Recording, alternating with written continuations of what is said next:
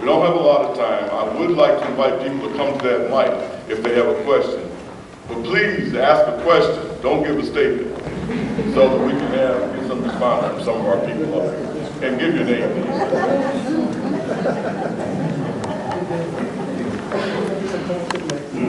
Hi, my name is Paul Hector. I'm from San Diego, California.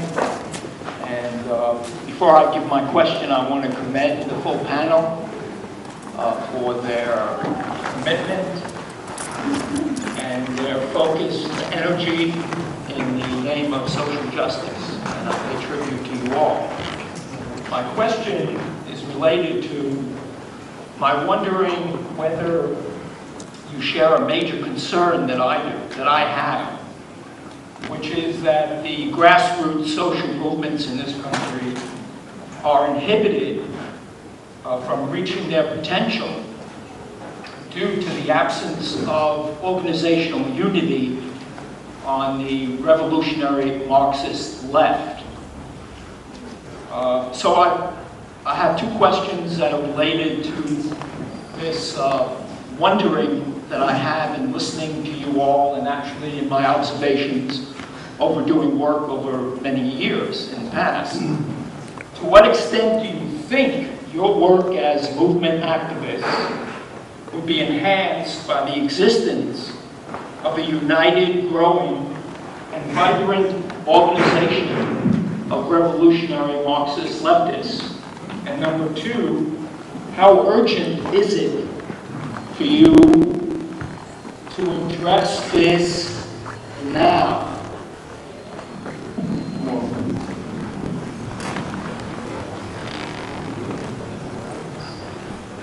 All right, let's say we'll take 2 or 3 questions and then my name is Jay. I'm also from San Diego. I'm also an organization called Activist San Diego. And I really like what each panelist said. I think you want to point out to Jackie Basso that there is just 1 mile from here the National Ignition Facility, which is the brand new nuclear armament device, if you will.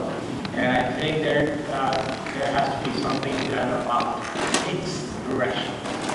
I like the documenting the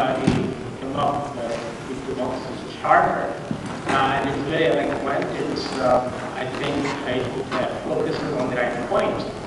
But I do believe that it is excessively human-centric. It assumes that if you set right everything with people, everything will be fine and dandy.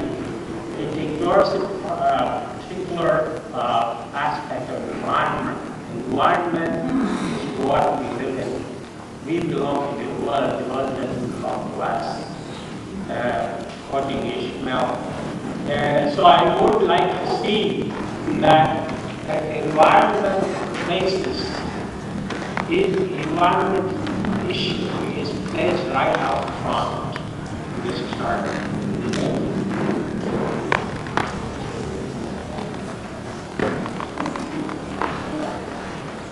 Hi, good afternoon. My name is Erin, and I'm an interim reporter for KPFA Radio News in Berkeley.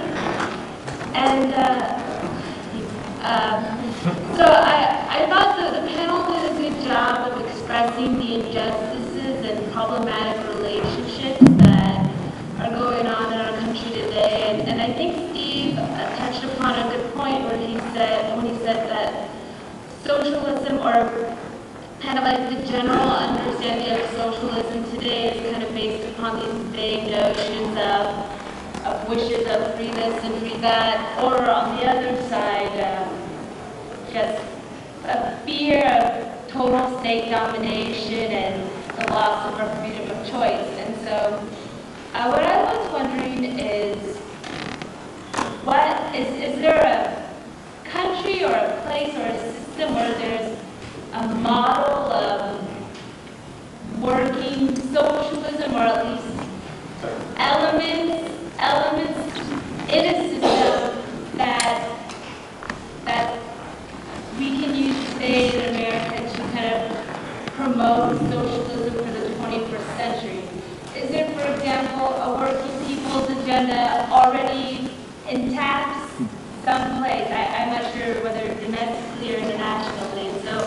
So that's my question of, is there a model, is there something concrete that's out there that we can use to kind of, as a starting point, develop socialism in the 21st century?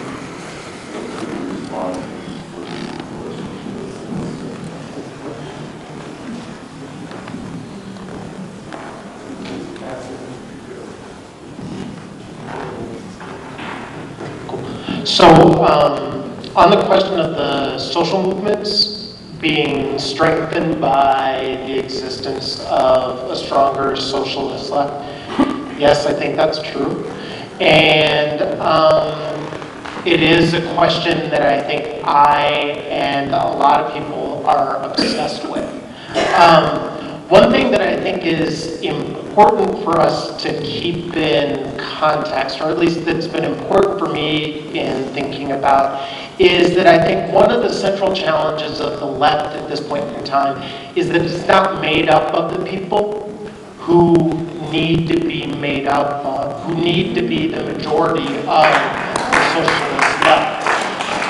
And I think that has, in large part, a lot to do with the fact that we socialists haven't done enough work trying to build popular organization amongst working class people, people of color, oppressed and marginalized folks.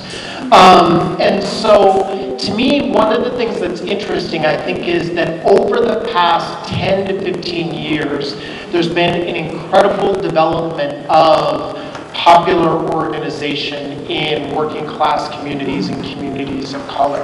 I think a lot of that really manifested itself at the U.S. Social Forum 2 years ago in Atlanta, where about 15,000 people from across the United States, mostly working class and people of color, came to begin talking about, well, what is this other United States that we think is possible?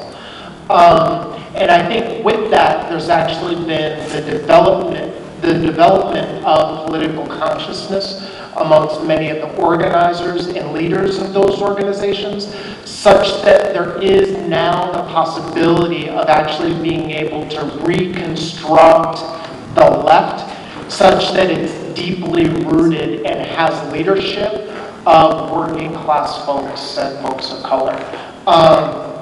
And so I think that this is a particular moment where we do have to really think about what are the tasks of the socialist left and what is the appropriate process for beginning to create a vibrant socialist organization that's actually rooted in our communities.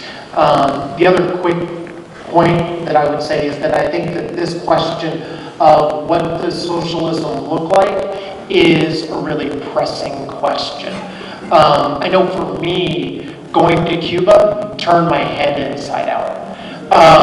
And so I think that there are particular things that are important in terms of sort of understanding what exists on the ground to be able to point to. And I think Cuba is an incredibly good example, not only in terms of a lot of stuff being free, but also in terms of the direct impact that winds up having on how it is that people relate to one another.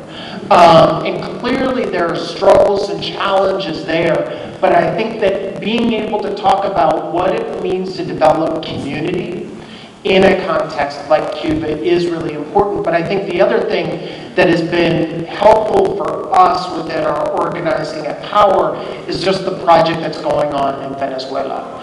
And in as much as they've talked about, look, there were challenges with the old model of socialism, so we are trying to construct a socialism of the 21st century, and we don't necessarily have all of the answers.